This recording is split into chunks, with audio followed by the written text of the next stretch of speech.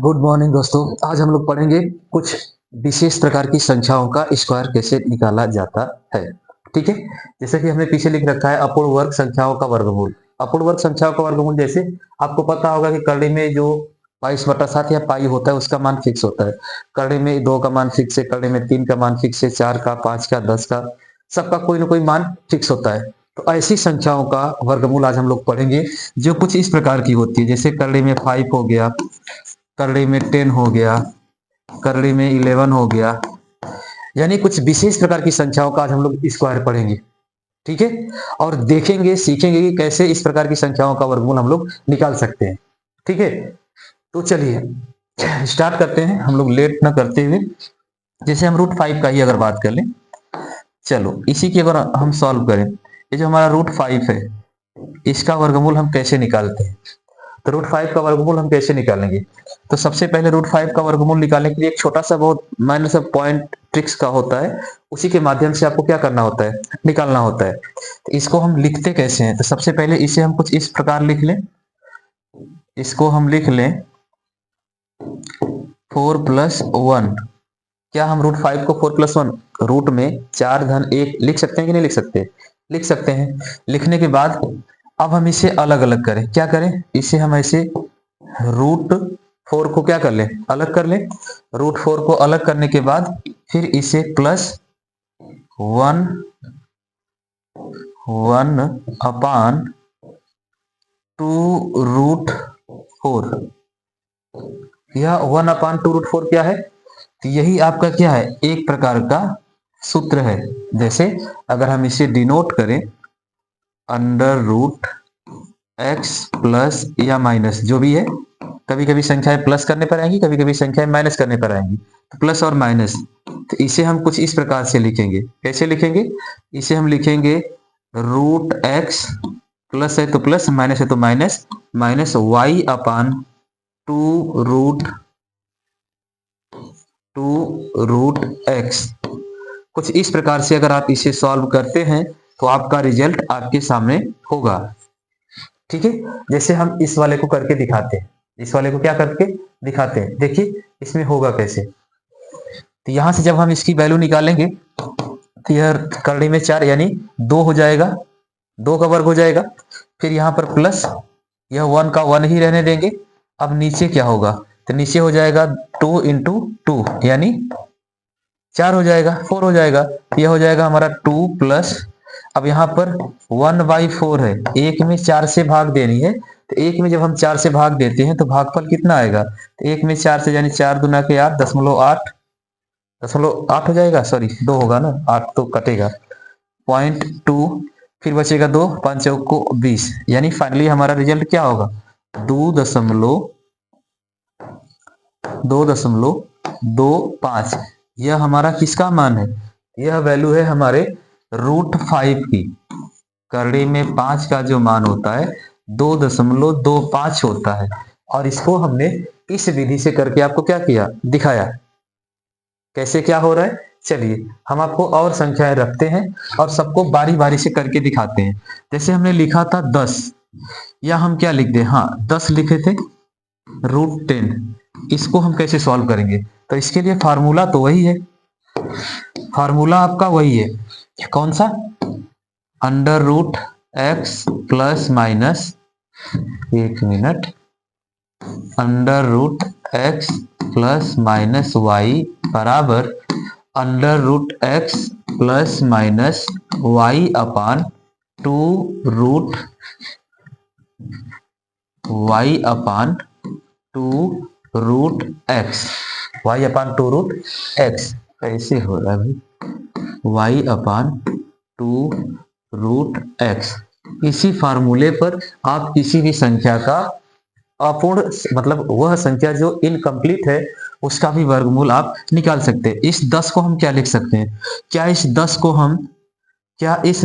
हम 9+1 लिख सकते हैं, हाँ लिख सकते हैं। जब 9+1 यानी इस फॉर्म में हो गया तो इसे हम क्या कर दें, इसे हम कुछ इस प्रकार से लिख सकते हैं, √9 प्लस 1/2√9। सॉल्व करें तो 9 किसका वर्ग है? 3 का, प्लस यहाँ पर क्या हो जाएगा 1/2 गुणे 3, यानी 3 प्लस 1/2 त्याई 6, 2 त्याई कितना हो जाएगा 6, यानी 1/6। अब 1/6 तो 1 में 6 से भाग करेंगे तो कितना आएगा 3 पॉइंट। अब 6 से भाग देना है 100 में, यानी 10 में, तो कितना हो जाएगा 6, यानी कटाएंगे तो 6, 6 यानी फिर हो जाएगा 4, 40, 10 तो पहले ही हो जाएगा, फिर 40 हो गया तो 6 6 36, फिर 40, फिर 36, फिर 40, फिर 36, यानी 6 6 6 आगे भी जाता रहेगा। तो इसको हम लास्ट में 7 रख लेंगे। लास्ट में क्या रख लेंगे 7। अरे हो जा भाई, ठीक है। फाइनली 7 से स्टॉप कर देंगे, यानी हमारे 10 का 10 का जो वर्गमूल होगा वह 3.167, यह हमारा क्या होगा आंसर होगा। ठीक है, एक संख्या हमने और रखी थी, एक संख्या हम 11 रखे थे। 11 के लिए भी अगर हम करें तो इसे भी क्या लिखेंगे 11 को अगर हम सॉल्व करें तो 11 के लिए हमें क्या करना होगा। अब 11 को हम क्या लिख दें, 11 को भी हम लिख दें 9 + 2। क्या लिख दें भाई 9 + 2। अब 9 + 2 लिखेंगे तो इसे भी तो हम 9 + 2/2√9 लिखेंगे। सॉल्व करेंगे 3 + 3 भाई, अब इसकी वैल्यू तो 6 ही आएगी, कितना आएगी 6। जब इसे हम सॉल्व करेंगे तो यहां पर भी आएगा 20 हो जाएगा 20, 20 हो जाएगा, यानी 3 3 3 आता रहेगा, कटेगा नहीं, तो 3 3 4 लिख सकते हैं। अर्थात कहने का मतलब √11 का जो वर्गमूल होगा वह 3.334 होगा। क्या होगा 3.334, यही इसका क्या है आंसर है। ठीक है, तो कुछ इसी प्रकार की और संख्याएं हम आपके सामने रखते हैं और उनको भी सॉल्व करके दिखाते हैं कि किस प्रकार से इनका भी स्क्वायर आप आसानी से निकाल सकते हैं। आइए, हमने आपके सामने कुछ संख्याएं रखी है और इन संख्याओं को आपको निकालना है वर्गमूल। कैसे निकालना है इसके लिए हमने पीछे आपको बताया, एक बार फिर से आप ध्यान से देखिए। इसी कॉन्सेप्ट और इसी फार्मूले का आपको क्या करना है इस्तेमाल करना है, यही है। इसी की सहायता से आपको क्या करना है सॉल्व करना है। ठीक है, किसी भी संख्या को x + y या x - y के फॉर्म में लिखना है, लिखने के बाद कुछ इस प्रकार से रख कर उसे सॉल्व करना है। चलिए, जैसे हमने रखा है 3, अब 3 से कम या ज्यादा स्क्वायर क्या होता है, तो 3 का तो वैसे भी सबको याद है 1.732 करके ऐसे कुछ होता है, सबको याद है। 2 का भी याद है 1.414 होता है, 3 का 1.732 होता है कि नहीं होता है। लेकिन आता कैसे, अब 3 का तो थोड़ा बहुत ही ज्यादा क्रिटिकल हो जाएगा, ये तो आप वैल्यू डायरेक्ट याद रखे होंगे। इसको हटाते हैं, ठीक है, इस 3 की जगह हम कुछ और रख लेते हैं। 3 की जगह हम क्या रख लें, यहाँ पर 16 तो वर्ग है, 17 रख लेते हैं। ठीक है, ओके। चलिए तो सॉल्व करें। अब यह जो 17 है, 17 को हम क्या लिख सकते हैं, इसे हम लिख सकते हैं √16 + 1 लिख सकते हैं ना। इसे क्या लिख सकते हैं, इसे हम लिख सकते हैं 16 + 1/2 √16 + 1/√, क्या लिखेंगे 16,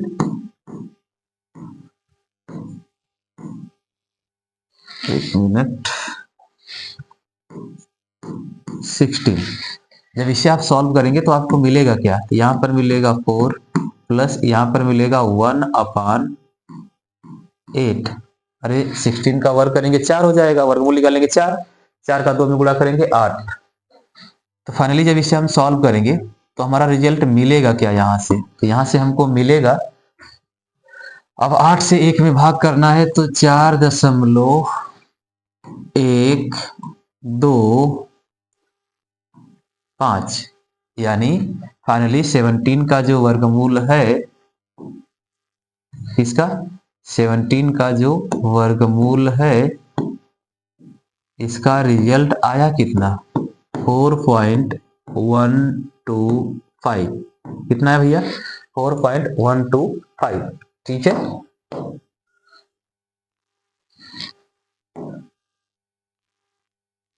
चलिए तो हम कुछ करते हैं। ठीक है, इतनी संख्याओं का तो हटाना कम करना पड़ेगा। चलिए हम अगली संख्या ले लें। अब इस संख्या की बात करें, इन लोगों को कुछ देर के लिए साइड में रखते हैं। अब हम लोग इसको निकाल रहे हैं, इसको सॉल्व कर रहे हैं। ठीक है, इसी को हम क्या लिख सकते हैं? इसे हम लोग लिख सकते हैं थोड़ा सा और ऊपर। हाँ, चलिए इसे हम लिख सकते हैं √36 प्लस 1। 36 प्लस क्या लिखेंगे? 1। इसे हम क्या लिख सकते हैं? 36 प्लस 1 हो गया, तो अब क्या लिख सकते हैं? इसे हम लिख सकते हैं √36 प्लस 1/2√36। सॉल्व करेंगे तो हमें क्या मिलेगा? 6 प्लस 1/12। 6 प्लस 1/12, 1/12। आगे जब सॉल्व करेंगे तो 6 अब 100 में 12 से भाग करना है, तो 6 के बाद 100 करना है तो 0 हो जाएगा। 100 हो गया, 12 8 96, 12 3 36, 12 3 36, यानी यह हो जाएगा किसका? √35 का स्क्वायर। किसका स्क्वायर? √35 का। यह हो जाएगा आपका 17 का। ठीक है, इसी प्रकार अगर हम इसकी बात करें, 48 की बात करें, तो इसका स्क्वायर जब हम लोग निकालेंगे तो हमें क्या मिलेगा? देखिए, अगर हम इसको क्या लिख सकते हैं, तो इसे भी हम लिख सकते हैं 49 माइनस 1, 48 हो जाएगा। इसे हम लिखेंगे 49 माइनस 1/2√49। सॉल्व करेंगे 7 माइनस 1/14, 14 हो जाएगा, क्योंकि 2 है तो गुणा हो जाएगा। अब 14 हो जाएगा तो इसको घटाना है। क्या करना है? घटाना है। तो डायरेक्टली तो हम लिखेंगे नहीं, प्लस करना था तो डायरेक्ट लिख रहे थे। अब इस बार थोड़ा सा और कैलकुलेशन बढ़ जाएगी, तो हम क्या करेंगे? 0.0। अब 14 का मल्टीप्लाई करिए, 14 चौक को 56, 14 5 70, 14 7 84, 14 7 98, फिर 1, फिर बचा 60 ना, मतलब 6 बच गया।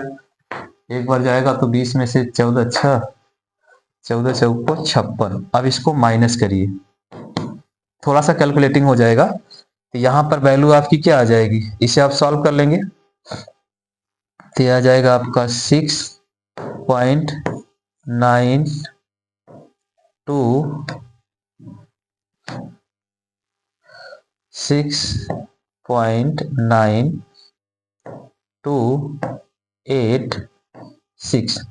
यह वैल्यू आएगी किसकी? आंसर आएगा किसका? किसका वर्गमूल आ जाएगा भैया? यह वर्गमूल आ जाएगा 48 का।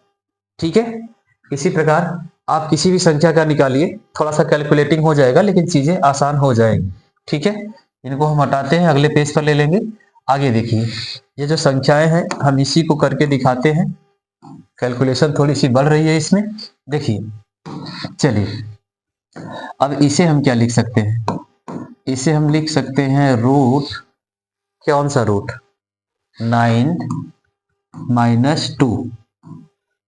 क्या इसे हम 9 माइनस 2 लिख सकते हैं? हाँ, लिख सकते हैं। 9 में से 2 घटाएंगे 7 आ जाएगा।